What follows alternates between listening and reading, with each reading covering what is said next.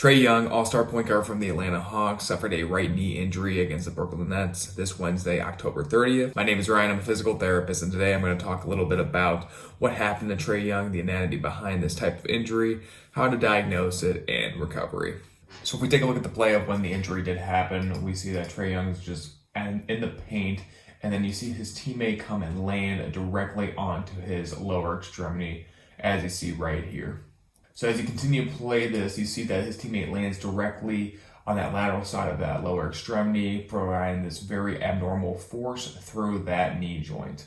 This type of force is called a valgus stress on the knee. So this is when that knee is directed inward and that lower portion of the leg is directed more outward, as you see right here. So after this play here, Trae Young was ruled out of the game with a right knee sprain. So a sprain involves a ligament that's something that connects bone to bone. That's different from a strain. A strain is when it involves the muscle or the muscle tendon. So that position and force is going to put a lot of stress on those medial structures of that knee. So we have to think about what ligaments might surround that medial side and help support that knee. So here we have a close-up of that knee joint, and here we can see some of the ligaments that help stabilize the knee. We have that ACL seen right here.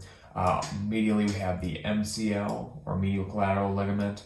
We have the LCL, which is the lateral collateral ligament, as well as we have our PCL seen behind here, which is our posterior cruciate ligament. All these ligaments help prevent excessive motion or gapping within this knee joint. So if we think again about where the knee was placed in the time of injury or the mechanism of injury, we have this knee. We have the top part, the femur here, going more inwards towards the opposing knee, and then the bottom portion, including that tibia and fibula, are going more outward. This is going to put a lot of stress on this MCL ligament seen right here. With this stress, it definitely can cause, with this stress and that positioning of Trae Young, it definitely can cause tears within that ligament. And along with ligamentous damage and tears in this position, it can also put damage through the meniscus, seen right between the femur and the tibia right here, acts as a shock absorption, as well as provides a cushion between these two bones. So here in this video, you're going to be able to see kind of the different types of grades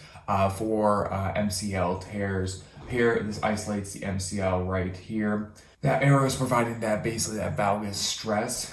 Here's grade 1. Grade 1 is just very minimal or microscopic damage to that MCL. As we keep playing the video, more stress is provided, which provides that grade 2 tear, as you're starting to see a bigger tear within that MCL.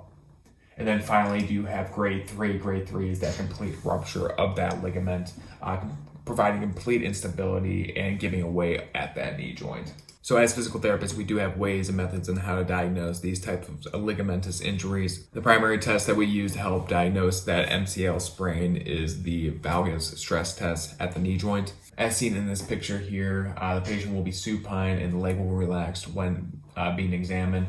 One hand will be on the outside of the knee, acting as that pivot, while the other hand is placed around that foot, as seen right here. That medial joint line is then palpated as the examiner applies an abducting force at that foot, as well as a valgus force through that knee.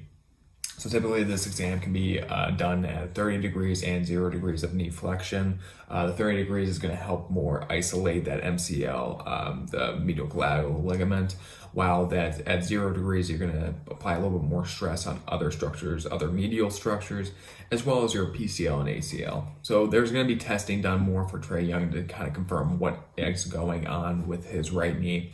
Unfortunately, since it's the beginning of the NBA season, this could potentially take him a few weeks for full recovery. If it actually is an isolated MCL sprain, it could take about 4 to 6 weeks for him to get back completely healthy, to get back onto the court. Hope you guys enjoyed the video and learned a little bit about MCL injuries. Let me know if you have any questions down below, and thank you so much for watching.